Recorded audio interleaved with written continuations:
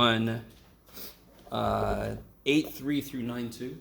We put that up here.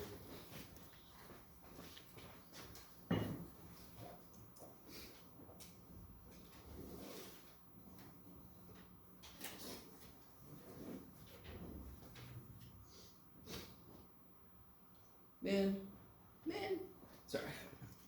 I just figured out how to do some stuff, and then I lose this poor little dude. Oh well. That is so weird. Okay. So Quiz Monday, 8:3 through 9:2. 8:3 was inverse trig stuff. 9:1, 9:2, of course, were the identities up through like, what's this identity?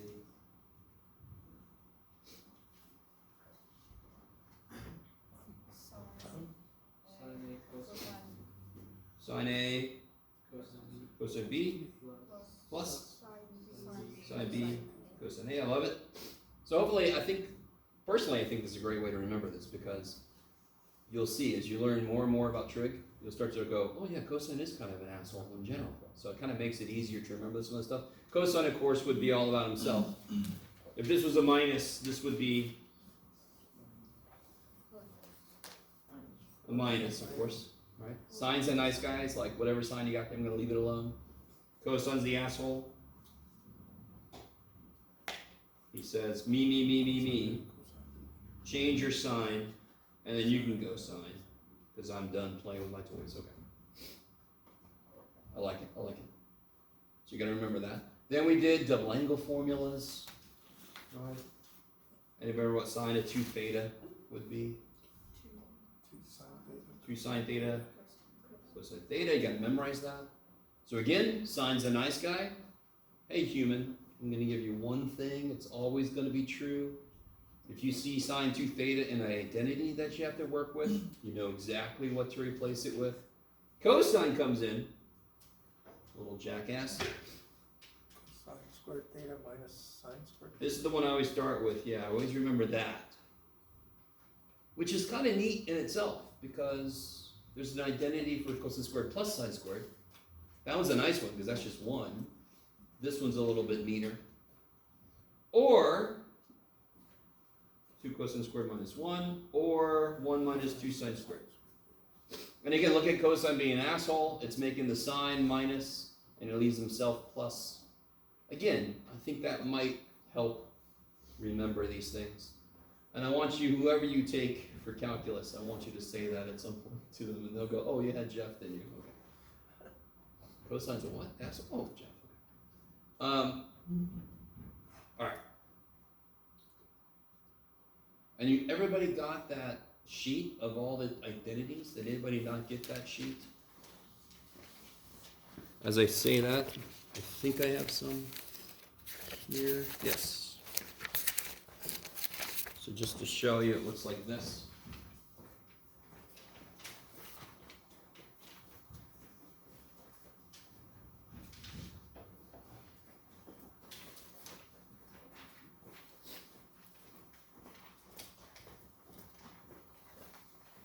Okay.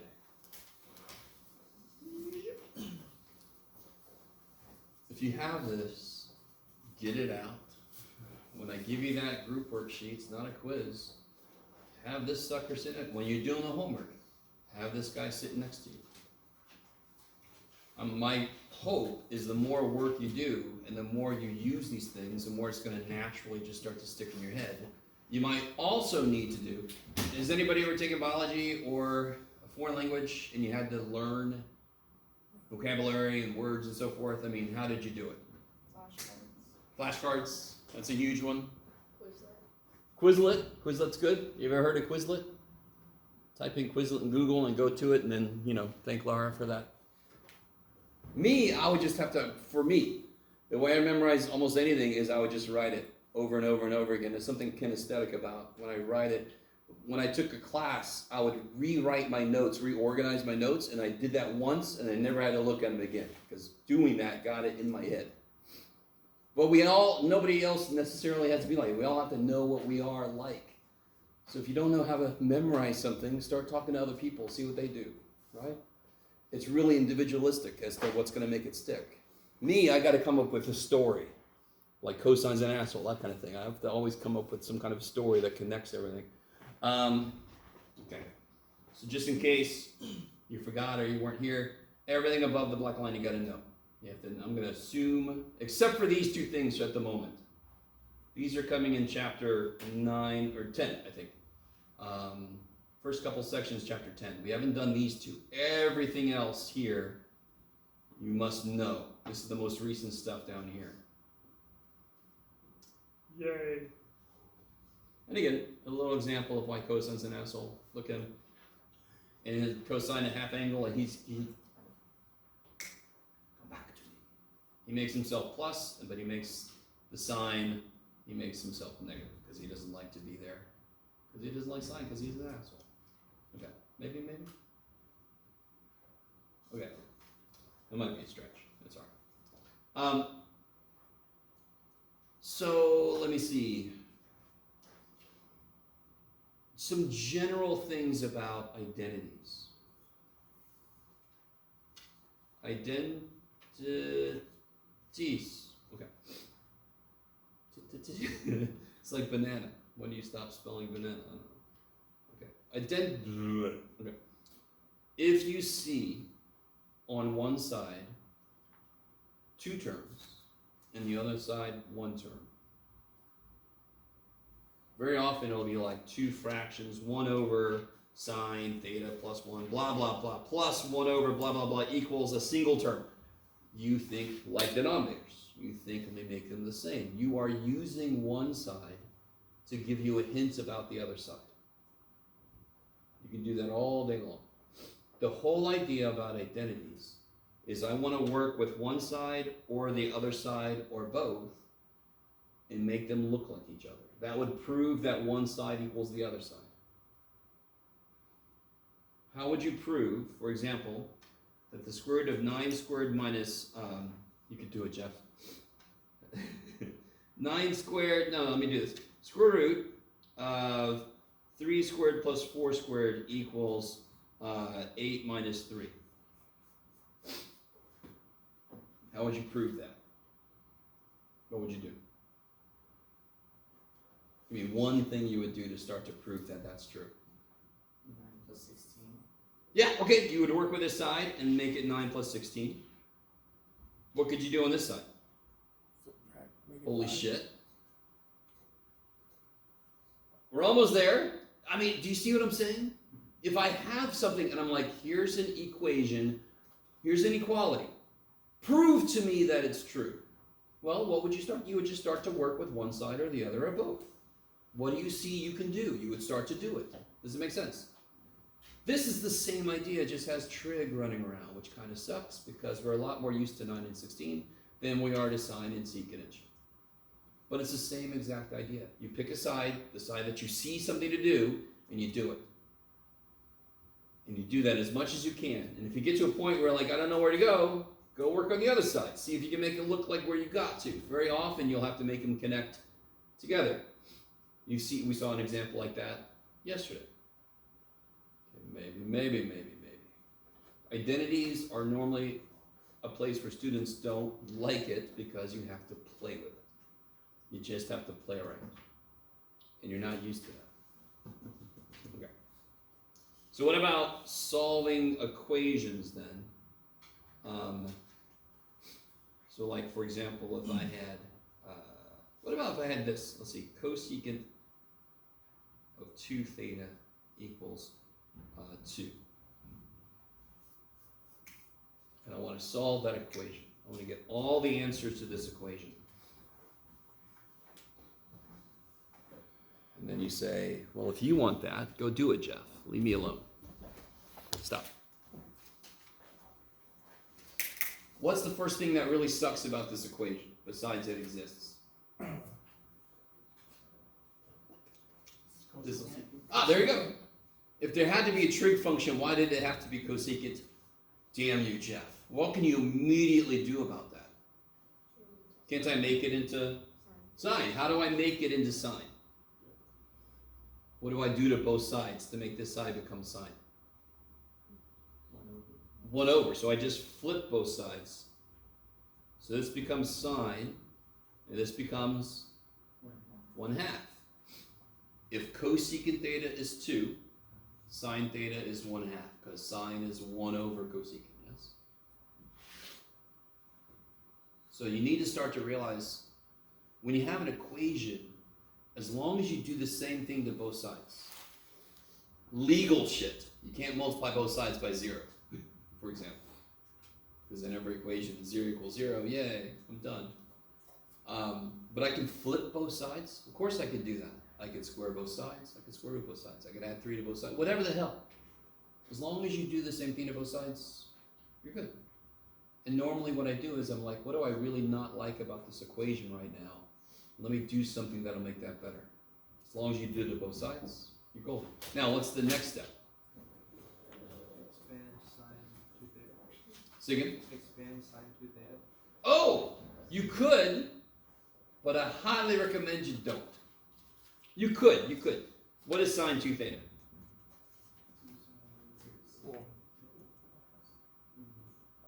Now, where would you go from here? See, that's gross. I don't know what the shit to do with that. If it was equal to 0, I could make each piece equal to 0, but it's equal to 1/2. So Kyler, I want to make sure you understand. Beautiful suggestion, because sine 2 theta, there's an identity for it. But if I do what it wants me to, that sucks. In general, not all the time, especially if there's just one trig function and it's got a double angle. Who cares? How would I solve this? Sine theta equals 1/2. What would you think to yourself? What angle makes sine 1/2? And what is it? What's one of them? What quadrant are we in, by the way? Sorry. What quadrants? 1 and 2. Sine likes y. Y is positive in the first and second quadrant. This is telling me the output's positive. So I know I'm in the first and second quadrant. What's the reference angle that would give me a 1/2 for sine? 5 or 6. So that's first quadrant answer. 5 pi over 6, okay. And then I could put plus or minus 2 pi k on both of those, yes?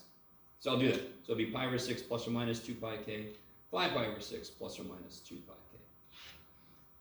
2 pi k? Okay. Sorry. So when there's a chupacabra. Chupacabra? Alright. So whatever that angle, what if I would have called this A? What if I would have called it sine of A? Same stupid answer, I just with an H, yeah, whatever you want, right? Are you guys kind of with me? I don't care what I call that angle, the answers are the frickin' same, right? So what am I calling the angle over here? I'm calling the angle 2 theta.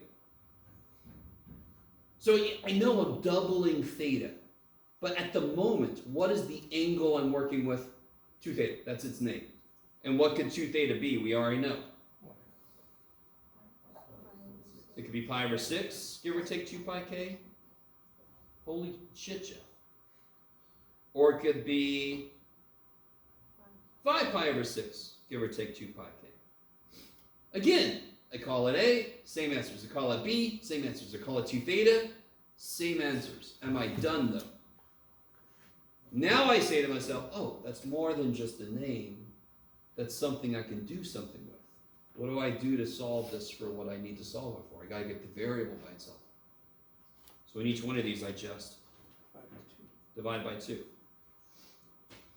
Now everybody makes such a big deal out of dividing fractions.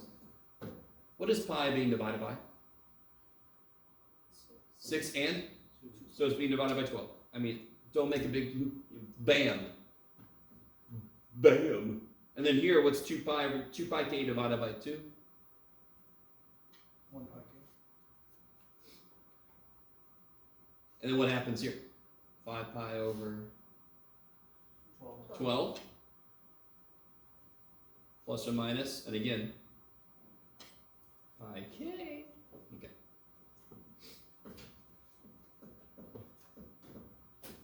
And just in case, 5 pi over 6 divided by 2 is 5 pi over 6 times a half. It's 5 pi over 12, right? But the shortcut is just, I'm dividing it by something, dividing that by something else, I'm dividing it by more. So they just multiply together on the bottom. Okay, maybe. So if I had a 3 theta, I would have done everything we just did. I would have just divided by 3, right? I like it. There, we saw an example. There was an example problem where I did have to use an identity, and it was this, I think. I have to use an identity for this to solve it. What about the problem tells me I do? Does each side have a trig function? Are they talking about the same angle? Shit. There's no way I can solve for x unless I got both sides talking about the same thing. Then I can actually do stuff with them. They can interact. Right now, if I divide by sine, it doesn't do anything. Dear God, everybody. Dear God. Don't do this, because it's not the right way to go. Can anything happen here? Do the signs cancel? S-I-N, does that cancel? Please tell me no, because otherwise you're telling me the square root of 9 over square root of 3, you're telling me the square roots cancel. That's bullshit, yes? Of course they don't. No, functions can't cancel. So does anything cancel here? Hell no. Shit no. Damn no. So don't do that. Don't do that. We did this the other day, I think, on this handout, which I don't know where I put it. We had to write this as 2 sine x cosine x, and then I was able to do shit. I subtracted sine, I could factor sine out, because now that everybody's talking about the same angle, they're all like terms to a certain degree. Maybe. What was different with this problem? There's only one trig function. It's almost this. I can just figure out the angles directly, and then I just got one last step. Just one trig function, only one angle I'm talking about in the whole thing. I don't need to do this. Thank the gods. Okay. Last thing I want to remind you guys about. Does anyone remember how to do this?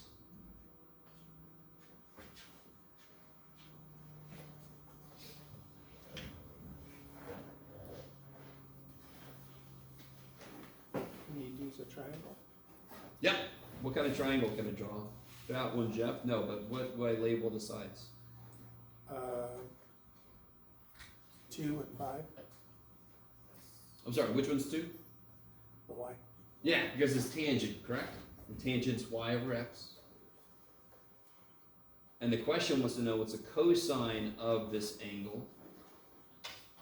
So all I need is the hypotenuse, which will be the square root of 29, right? 25 plus 4, yes. Would it be the 2 and the 5 flipped since it's an inverse function? No. All right. I get what you're saying. Somebody remind me, what must this physically represent? Because it's inside of a cosine. An angle. So this is an angle, correct? Now watch this. This is kind of cool. If I ask you to solve x over 5 cubed equals 8, what would you do to both sides? Cube root. If I ask you to solve natural log of you would raise each side e to it. So you would apply the inverse function, correct? So what is the inverse of tangent inverse? Tangent. By definition. Inverse tangent is the inverse of tangent. It's in the name. So then what would I do to both sides? I would apply the inverse function. What did I do to both sides? I took the tangent of both sides. Remind me, how would you solve this? Be very specific, how would you solve it? Take the cube root of both sides, yes? So how would I solve this? How would I rewrite this, I should say? I would take the inverse of inverse, I would take the tangent of both sides. What do these do? By definition. They exist to kill each other. Which is horrible. So what's left on this side? 2/5. And what's this? Oh, I'm lagging. Ooh. That's gonna trip me up. I'm gonna get sick, sorry. And doesn't this define this triangle? Because tangent is y over x, right? So don't do all this shit. That basically is what this means. This means an angle whose tangent is 2/5. So I can draw the triangle that represents that.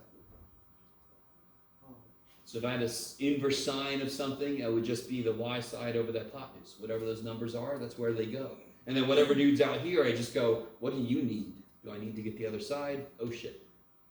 So what would the answer be here?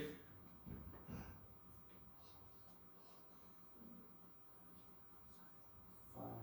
Yes, the x piece over Yeah, triangle. hypotenuse, and then you gotta.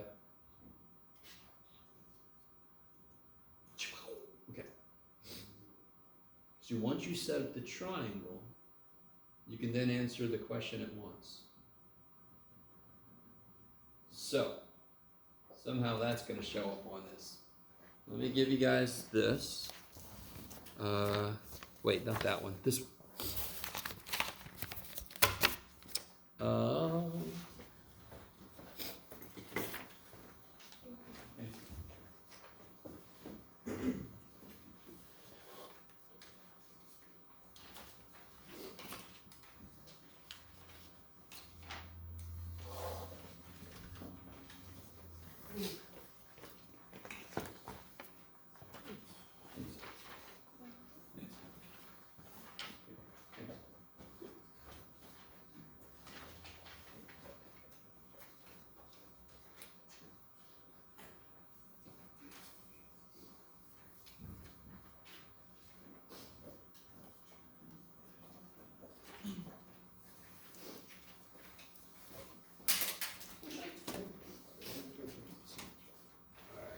So, I've